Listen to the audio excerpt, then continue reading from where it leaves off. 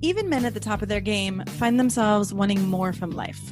Whether it's more meaning, unshakable confidence, a bigger impact, more money, deeper love, a hotter sex life, or a powerful legacy. Find out how good your life can be on this episode of Man Alive. Also, as I've supported men in their love and work lives for 15 years now, many men ask for the right words to say to be more successful, attractive, and desirable. But I found it's not so simple as giving scripts or lines because every man is different. So giving words or scripts would be like giving a tall, thin man a shorter, wider man's pants, or vice versa. The words have to make sense for you and your personality, and there's so much happening beneath the surface that people are responding to. If you're interested in how to become a better lover and leader in your own unique way, go to shanajamescoaching.com/quiz, or you can text ALIVE to 44144. It only takes a couple minutes and you'll start to get an idea of how you can be both more respected and desired. After you fill it out, we can schedule a time to review your quiz and talk about your specific challenges and desires. So again, go to either shanajamescoaching.com/quiz or text ALIVE to 44144. That's ALIVE to 44144. Enjoy this episode of Man Alive. Hello, and welcome to this episode of Man Alive. I'm excited to be here today with Guy Finley. Guy, welcome. Hi, I'm glad to be with you, Sean. And for those of you, I will give a brief bio, but what we're going to talk about today is really growing yourself in and through relationship. And so the willingness to actually grow and to see your partner as a mirror who can help you grow, as opposed to the way we often approach relationship, which is, what can I get from this, right? Like, how can I get my needs met? And how can I have the experiences I want to have? And, relationships are struggling. People are struggling in relationships these days. The divorce rate is over 50%. Oh, yeah. I think for first marriages, maybe 70% for second. And not just individually. Yeah. We're talking about a partnership at not just a personal level, but relationship is the crux of life. Yes. I mean, the world has never been more upside down than it is right now. Yeah. Because nobody understands the real purpose of our relationships. Yes. And that's, of course, what we're going to explore. Ooh, I love that. Okay, good. That's a good foreshadowing. So let me introduce you and then we'll dive into the rest. So Guy Finley is the best-selling author of more than 45 books and audio albums on self-realization, including The Secret of Letting Go, The Essential Laws of Fearless Living, and your brand new book, Relationship Magic, Waking Up Together. He's the founder and director of Life of Learning Foundation, a nonprofit center for spiritual discovery in Southern Oregon, and gives talks 3 times a week. He's a faculty member at the Omega Institute in Rhinebeck, New York, 1440 Multiversity, and is a regular expert contributor to BeliefNet and the Huffington Post. So I imagine that bio seems like slim in a way of the decades you've been doing this and the 40-something books you've written and talks and everything you've given. So thank you for being here today with your wisdom and your experience and the love that I can feel in being with you and helping us understand relationships. May it be so. And thank you for the opportunity to share these ideas, Shanna. Yeah. So let's start. You just said something about the purpose, like that people actually don't even understand the purpose of relationships. And that actually is one of the things, I've worked with certain clients on. Of most people have not really considered, why am I in relationship beyond, okay, I want to have a family, or this is just what we do in life. Yeah. So, right? I mean, this is kind of the progression of where we go. Yeah. What do you see as the purpose of relationships? There's a passage in some I can't think of which book it is, a great religious spiritual book from the Far East, says something like, birds fly, fish swim, humans pray. What it alludes to is that we each have a nature specific to our scheme in creation, if you will. Yeah. And that for us, we are meant to be self-developing beings. Our purpose on this planet isn't to become rich. It's not to possess lots of stuff.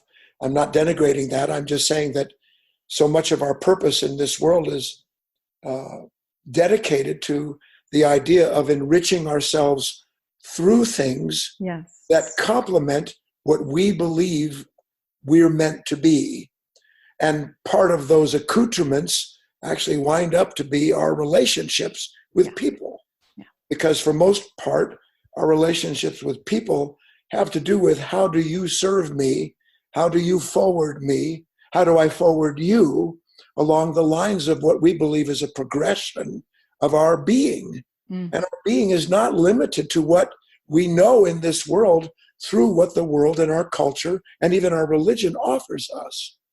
So interesting that they chose pray instead of grow or develop or. Well, pray in the original Vedic scripture did not mean like sit down and go, pray, pray, pray. It meant essentially to develop and complete oneself through communion. That's what prayer is, not this unfortunate idea today for many people of this duality.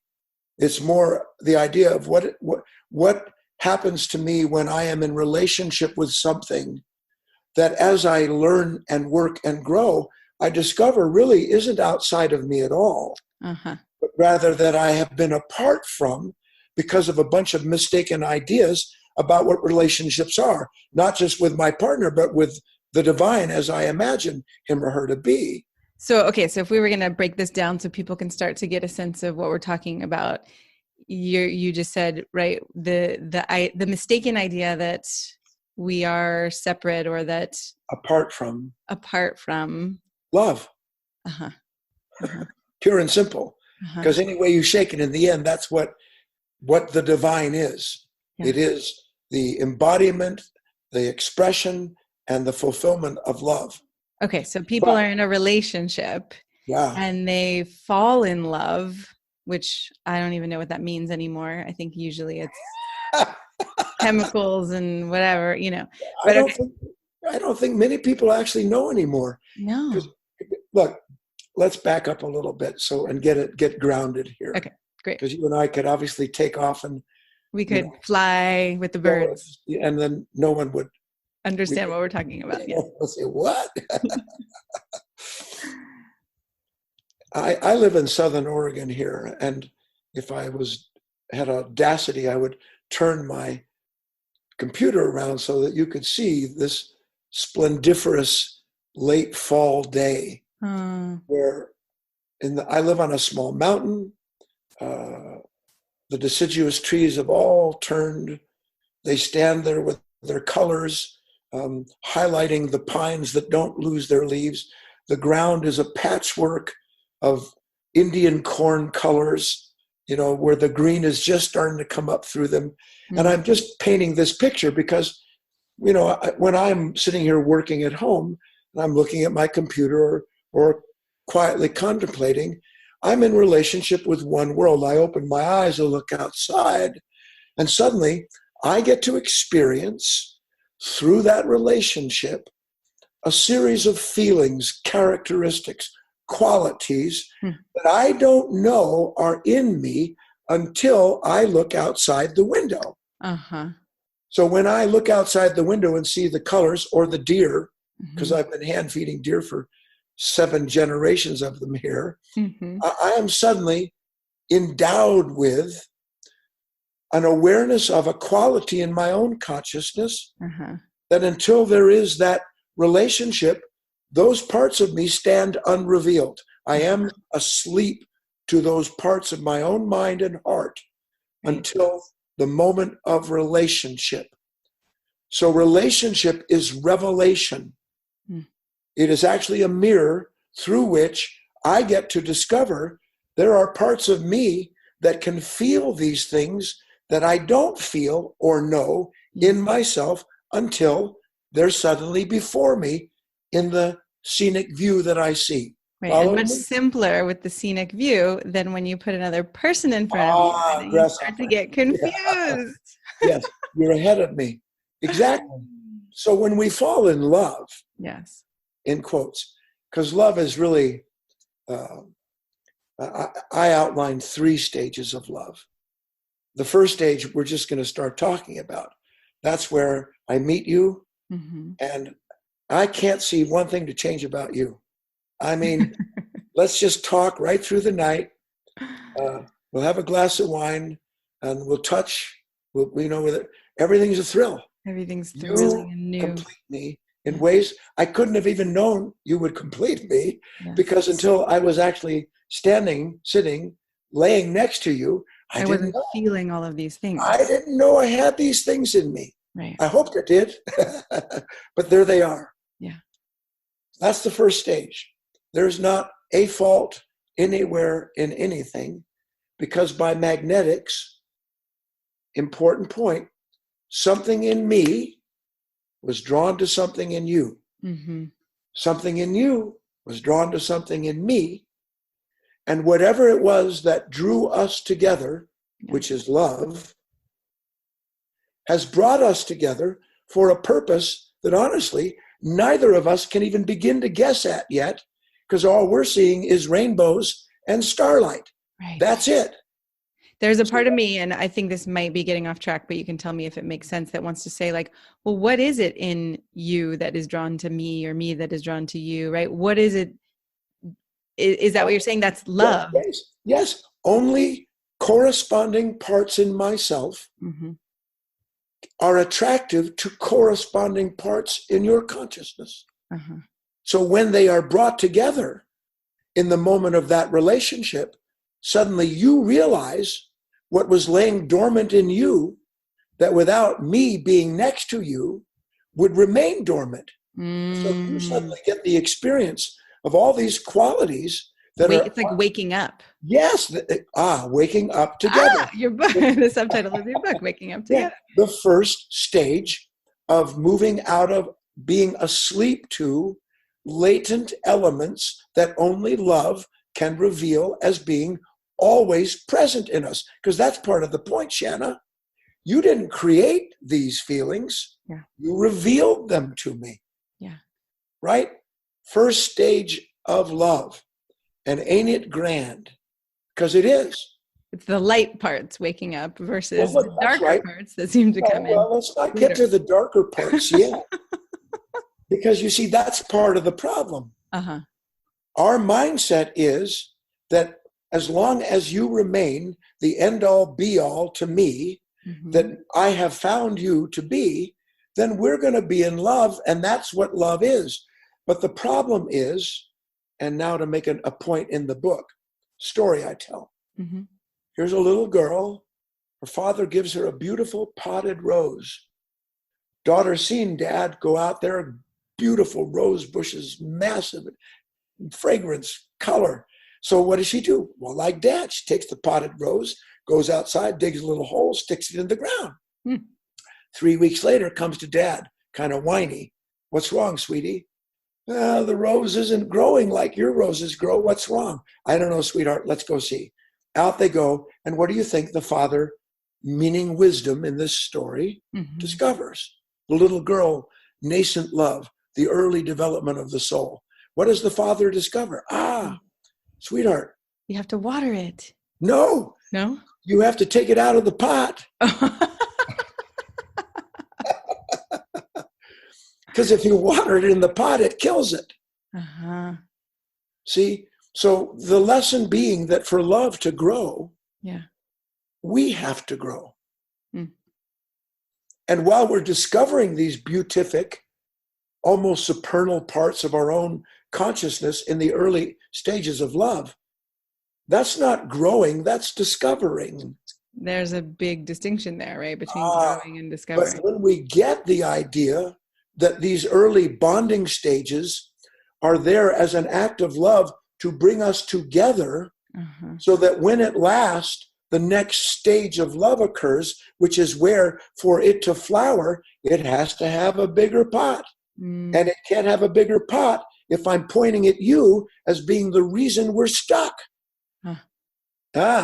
So what happens now is that the relationship begins to serve its next highest purpose, which is, instead of me seeing through you all of these marvelous parts of myself that I can't believe are there, but I'm so glad they are, now you begin to exhibit things that, as the sexual aspect wears off, as the thrill turns into small chills, when things that I discounted in your personality earlier start to push the button, now I have a chance to start doing what? Using the revelation of the relationship to discover the parts of me that are set off, that have expectations, that come to the moment with a demand. I don't know are limitations, but they are limitations. So it's like, first we get the gift, in a way, of discovering these, the beauty, the openness, the wisdom, all of these things. And then you're saying mansions in my heart, yes, that I didn't know were there. Yes. And then the next phase is that we, in a way, we get the gift of finding these limitations in what keeps us from love and connection. Yes, keeps us from yet another level of love. Right. And doesn't it seem like this is where most people get stuck? Like, there isn't the recognition that there's another level of love. This is why I wrote the book. Yes. Okay. That's exactly it. That's where we get stuck. Yeah. Because we don't understand the purpose of relationships. The purpose of I've been with my wife for almost 40 years. Wow. And our relationship has done nothing but flower and flower and flower. Oh, that's inspiring. Why? Because each of us understands that we are in one another's life to help each other grow into a more perfected expression of the love that brought us together to begin with. See, and that only happens when, for example, let's say you're with a partner, you're with your partner, whoever's listening, and suddenly they say something to you, and boom, there it is. In your mind, it was it was passive aggressive. You've been laying in wait to make a comment like that, and you brought in our past, which I've asked you not to do, and our mind is suddenly replete with all the reasons why we are suddenly negative towards our partner. Now, listeners, we see our partner at fault for our pain in that moment. Would our partner have made the passive-aggressive comment if not the moment before we hadn't been, done, or said something that stirred a corresponding pain in them? Right, but then I'm sure the listener could argue, right, but then he or she did something, and right, so how do you, I can see the framework of, but it started somewhere. A pattern, that's exactly right. Yes. And it seems that the pain started with what the person popped in me, when the truth of the matter is the pain started in the other person, and now they need someone to blame for the way they feel. Right. Now, they have pointed out something that, if we're at all honest, we know is partially true. Yeah. I mean, you don't have to be an Einstein. I'm impatient. Right. I'm not perfect. Right. Or we're selfish, or any of these things. Right? There is some grain of truth. Or some. Oh my God! You mean I didn't drop my whole life because you were in a negative state to comfort you? I mean, this is the mind, an immature mind.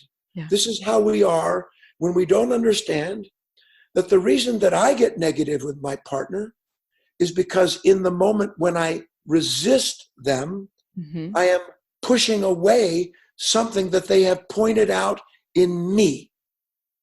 If I push away something they pointed out in me, it doesn't heal what has been pointed out.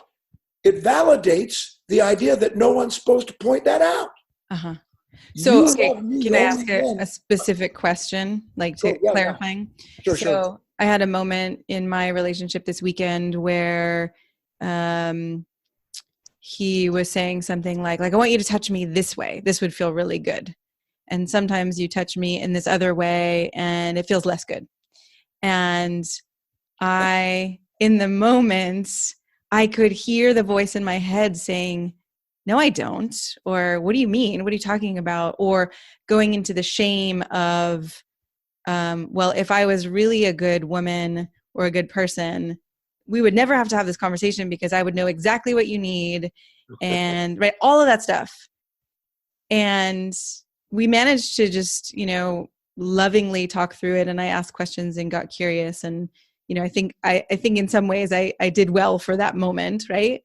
But I could still see, even today, a couple of days later, I heard that voice in my head saying something like, did I really do that? Or, you know what I mean? That negative voice. So I think I wanted to just bring a concrete example to see if we can keep grounding it, right? And bringing it into these specific moments. You can use another example too, but so that people can really get it. Well, let's start with something fairly provocative. Okay. What we call compromise in our relationships is kicking the can down the street. And you just proved it. Which means? It means that my partner says something to me and I immediately have a reaction. Mm-hmm. Because essentially my partner's saying, you're not really perfect. Uh-huh. And I'm supposed to be perfect. No, well, in my mind. In my mind. Exactly. Yeah. And so the minute that one points out an imperfection in me, do I go, oh, thank you, sweetheart.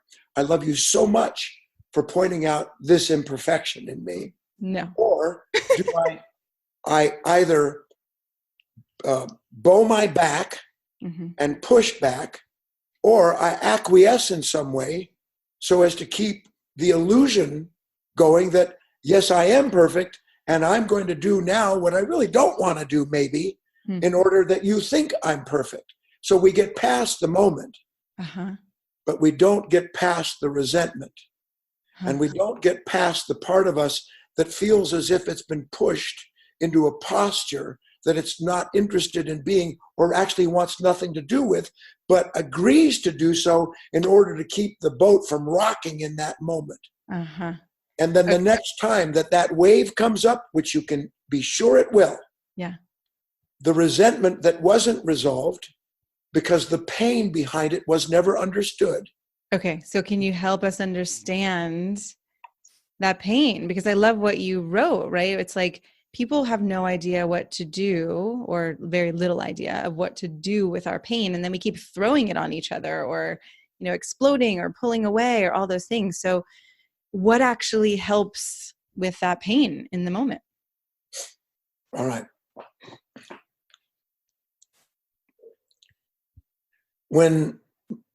We'll take it out of the context of this particular moment you were speaking about and broaden it up a little bit. Great.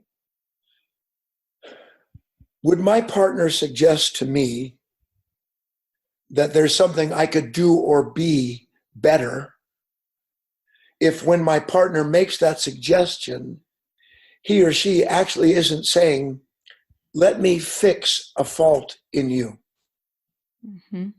So really what my partner is saying, as I said, you're not quite perfect, but you could be if you would only do this, say this. Exactly. Now, when my partner says that, my response to his suggestion or her suggestion that they could fix me does the antithesis of fixing me. Now I'm filled with, well, let me fix you, buddy. Let me tell you how you could be. Even if however I respond, I'm filled with, let me tell you, resentment. Let's call it what it is. Okay. And not only that, look, you can say or not say, here I am, I'm in an intimate moment. And I'm given a suggestion about intimacy. Yeah. What could be less intimate? And what could drive me further from the beautiful sensation of coupling, of communion, of physical energies being intermingled than and somebody? Yet we do it all the time. Here's how I want you to mingle.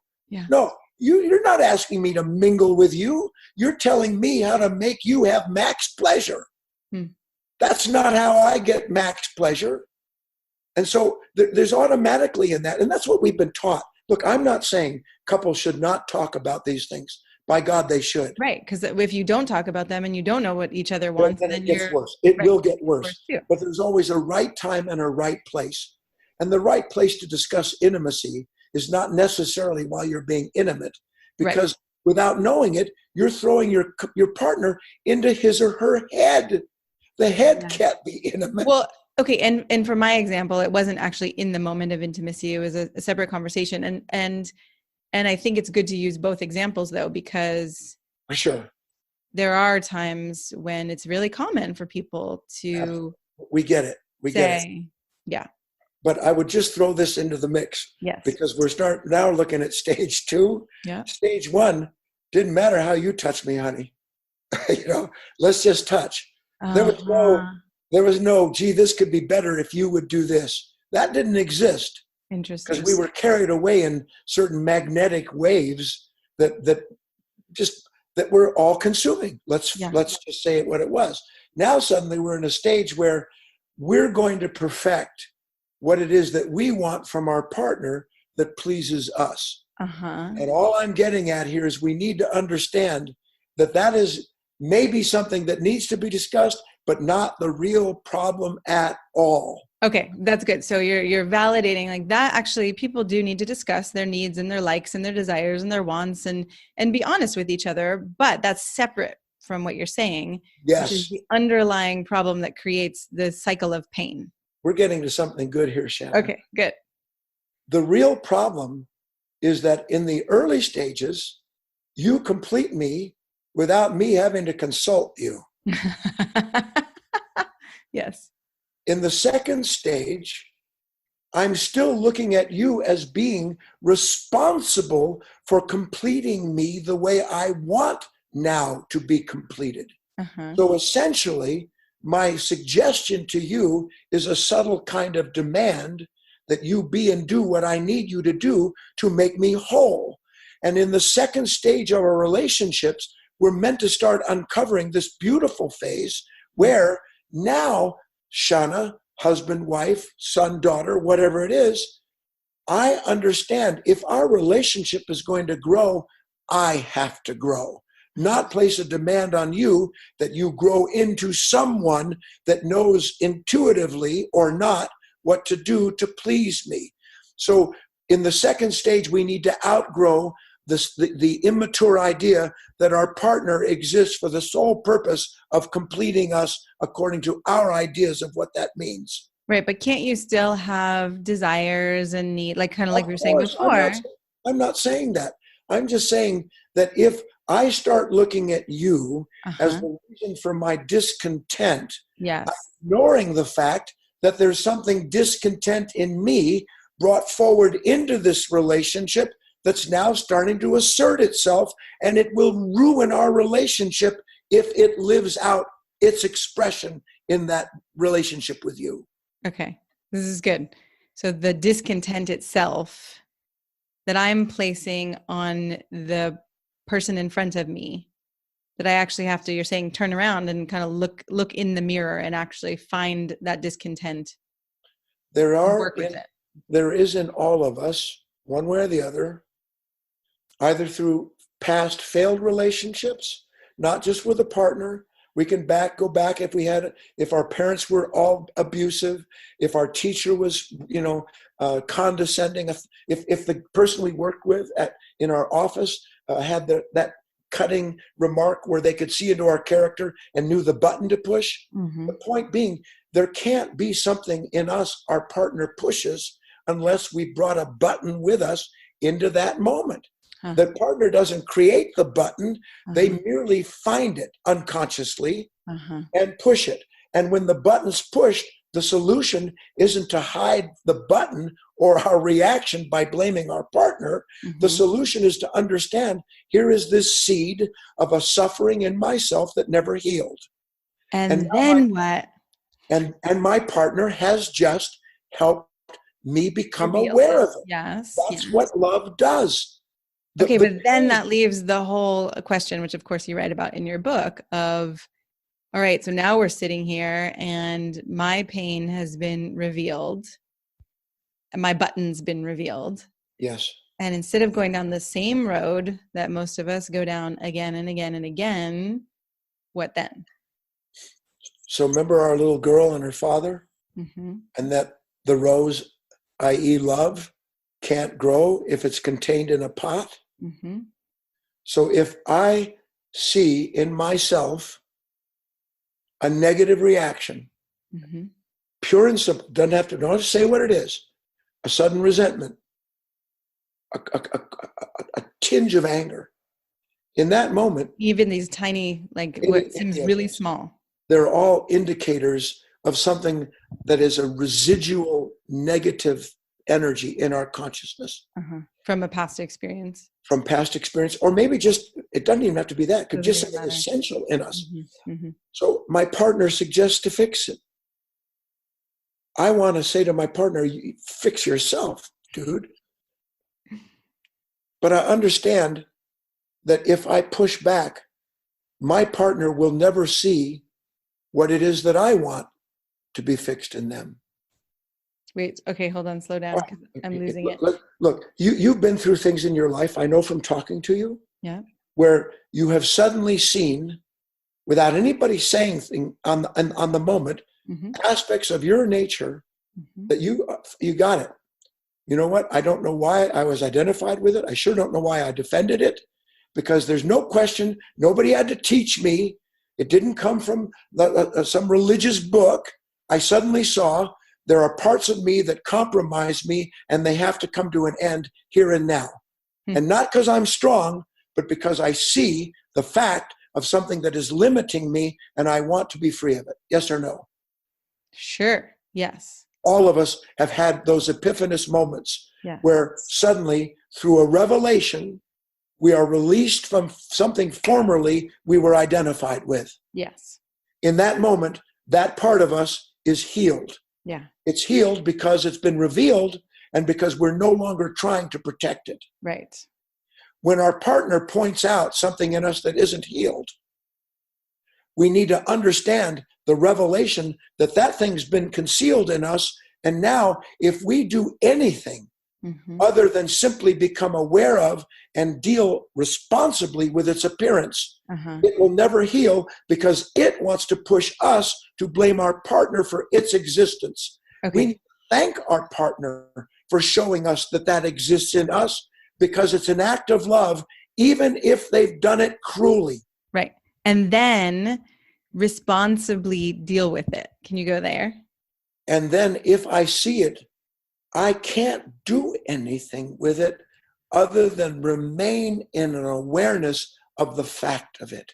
I don't let it talk to me. Mm-hmm. I don't talk to my partner, say, you know what? Thank you. You just showed me. And you might actually, you might, this is down the line. You might say, you know what? You've pointed that out to me 100 times. And 100 times I've pushed back. Mm-hmm.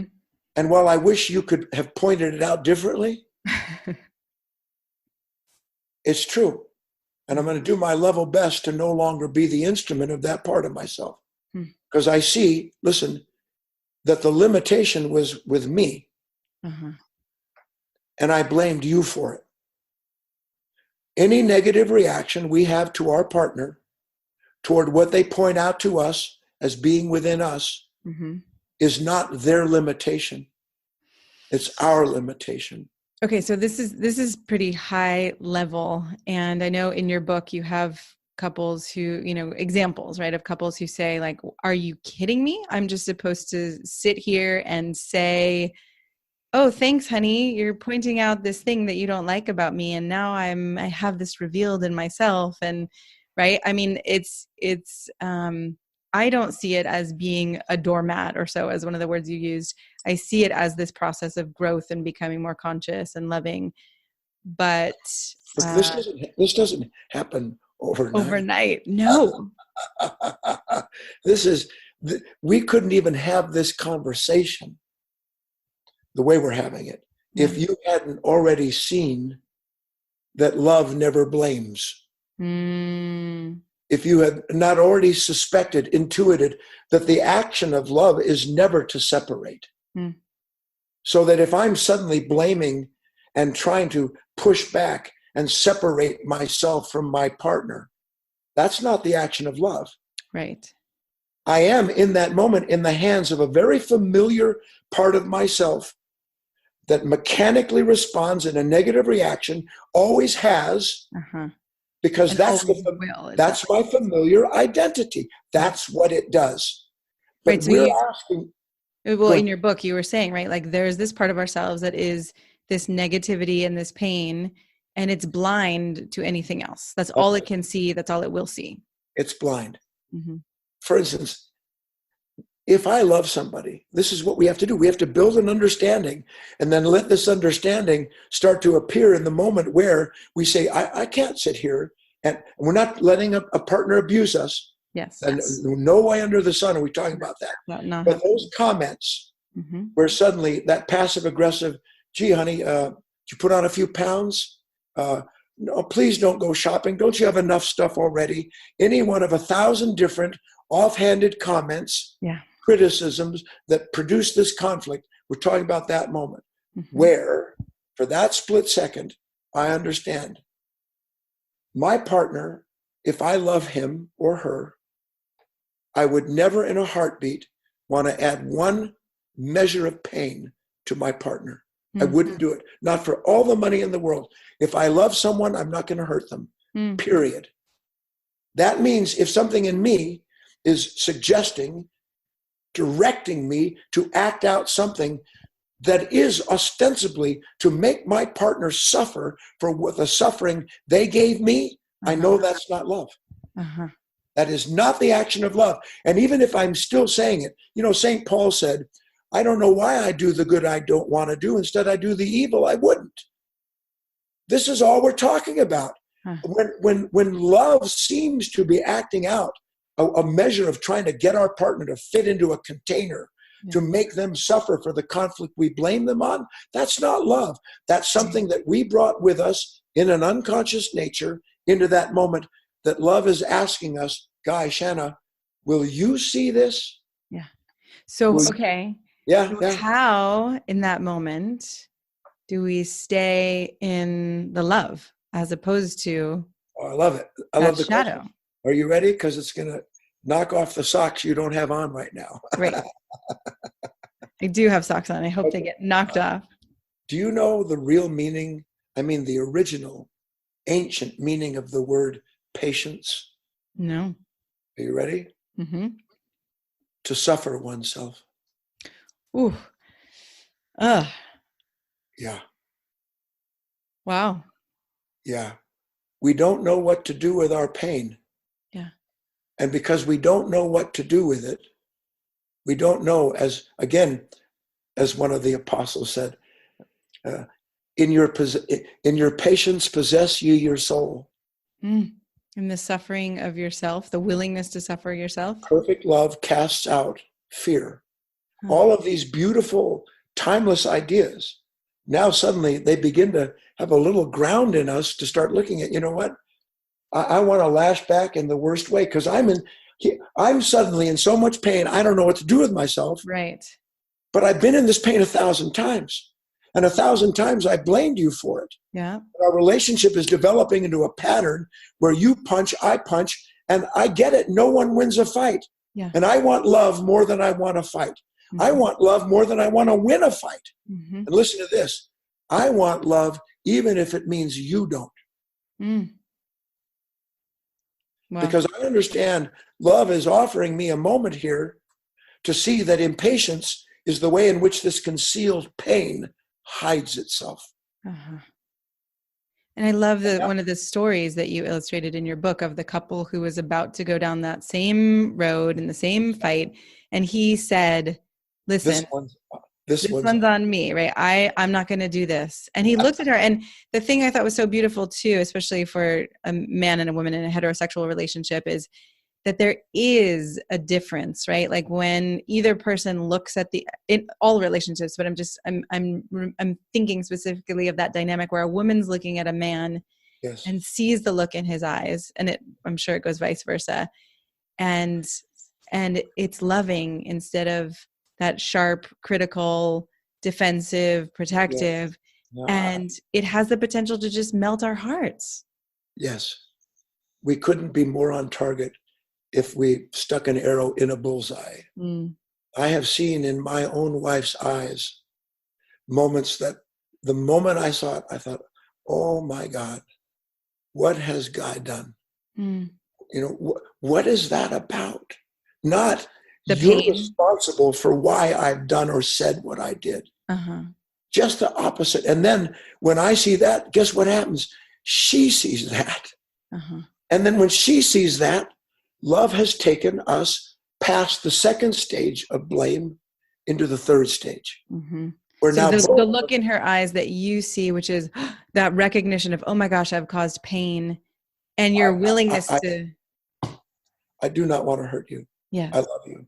Yeah. But some pain in me that was blind wanted to blame you and put you in pain. Yeah. And when we can be aware of these things as we're just fleshing out here, then everything has a chance to become so different. Yeah. Think what would happen in the world, Shanna, if men and women, if couples, if partners, if government, if the nutty world that we're in just understood, I'm lashing out because I'm in pain. Yeah. You're lashing out because you're in pain. If we understood the pain, then we would be perfected as human beings by it. Yeah. And then what we call love, which isn't love at all, would have a chance to show us how we can begin to die to ourselves so that something completely new could be born, a new humanity. Sorry to take it to that level, but that's what we're talking about. But it's true. It is. We are reborn in the moment where we patiently suffer what has been killing us and the chance for love. Yeah. Yeah. So, okay, it's hard to say that we don't have very much time left because this is a conversation, the profundity of it, and both on the individual or couple or relational level and for the world is massive. But I want to make sure that you can give a little bit more. We just got to this third stage, right? Or this third awareness. So can you speak a little bit more about that before we wrap up?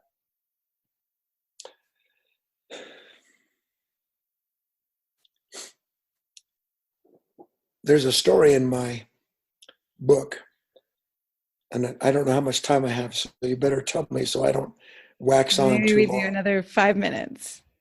And then I'll be extra brief with it. Okay. Where I learned that I had cancer of my vocal cords. Yes. And I went through just the most rigorous, thank God, in more ways than I can ever say, series of surgeries to remove the cancer from my cords. Yeah. The last time through the surgery, I woke up in the recovery room, and I mean, look, I can't tell you. There's not time enough for you to explain how much my body. There's nothing in my body that hasn't been broken. Yeah. I don't know why life set it out that way. Maybe so that I could have enough pain to understand it completely. But I was in so much pain, I didn't know what to do with myself. Yeah. And I'm laying there, and tears are running down my cheeks, thinking to myself, how much more can I possibly take of this pain? And I had quite a threshold. Yeah. And I looked over literally with my head on the side, and there was a woman on the other side of the recovery room, and she had been through some horrendous surgery that I could tell was for cancer. Part of her face had been surgically removed. And her husband was sitting there with her. I get emotional thinking about it, stroking her hand. Yeah. And he was in pain over her pain, and she was looking at him. And God bless her, I knew that she was more concerned with his pain than she was with hers. And in that split second, my pain disappeared. With God as my witness, I felt no pain in that moment. When you were aware. Yes, all I felt was this unity that exists between the three of us, where each of us wanted to give up ourselves for the sake of the other, because there was a love greater than the pain and the individuals going through it. Mm. And that's the third stage of love, Yeah. where we understand we're on this planet to eventually attain to another kind of consciousness that not only can't hurt the other person, but that is already one with the other person, so that their pain is our pain, and we couldn't add to it any more than we would stomp on our own foot with our right toe. We just wouldn't do it. Yeah. That's love. Love bears all, gives all, forgives all. And it's a way down the road. The last chapter in my book is about the fact we're in training. Let's get that clear. No one's saying who's going to be like, walk on water here. Yeah. We just want to get a toe into it at this point. Yes. But if we can do it because the water is the truth of ourselves, then we'll start to feel things we don't know exist. We'll begin to want to be in relationship, in communion with it, and we can begin the process of changing ourselves, going through first stage, second stage, and God willing, into the third stage where we understand it's love that gave us life, it's love that's leading us through it, and it's love we are being led to. Whew. Thank you. Thank you. I've had the thought a couple times of how when I went through divorce 6 years ago, I was left with this question of what is love really? And the commitment to myself that I wasn't actually going to be in a committed long-term relationship really until I understood it. And I've gained a lot of wisdom along the way, and there's no end to it. But I feel like your book is a huge missing piece. It had been a missing piece for me, like the way you're framing it and the level of consciousness at which you're holding this, that we are love. And I highly recommend listening or reading the book for people listening, because you'll get some more concrete examples of how on earth you could even start this. Look how unfailing this is, Shanna. I've never said this before, but love brought us together for the purpose of this conversation. Yeah. That's impossible. Don't you get it? You couldn't plan this. You couldn't write it out. You couldn't think it out. Couldn't dream it. And yet there it is, because I've asked from an open heart, and I've asked to wish to understand, even if I have to be patient with things I don't want to be. Yes. And here's the proving ground.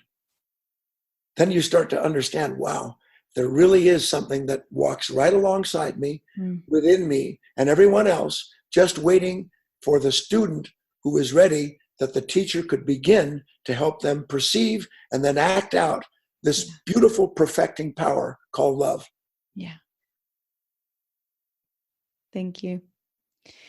Thank you for everything it's taken you to get here, because this is, it's like I still can get, even that I'm only skimming the surface of everything you're talking about. We all are, I swear to God. Just skimming it. That's what's so extraordinary. Just skimming it. Yeah. Just skimming it. But oh, what a skim. Oh, what a taste of wine. Yes. When you've never had real wine. And then you get it.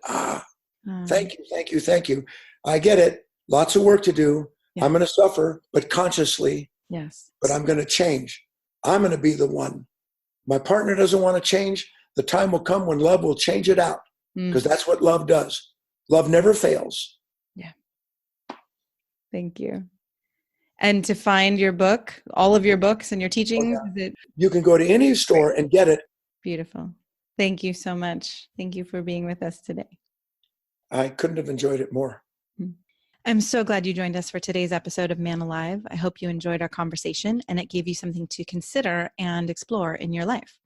If you like what you heard, I'd be so grateful for you to subscribe and write a quick review that helps men like you find us. And again, head over to shanajamescoaching.com/quiz or text the word ALIVE, ALIVE, to 44144 to get a sense of how you can become a better lover and leader. You'll start to see how you can be both more respected and desired in your unique and genuine way. If you don't feel as confident or as excited about life or love as you'd like to be, this quiz is a really great starting point and will guide you toward a more passionate love life and a more inspiring and successful career. So again, text ALIVE, ALIVE, to 44144, or head over to ShaynaJamesCoaching.com/quiz. Join us each week for a new episode of Man Alive.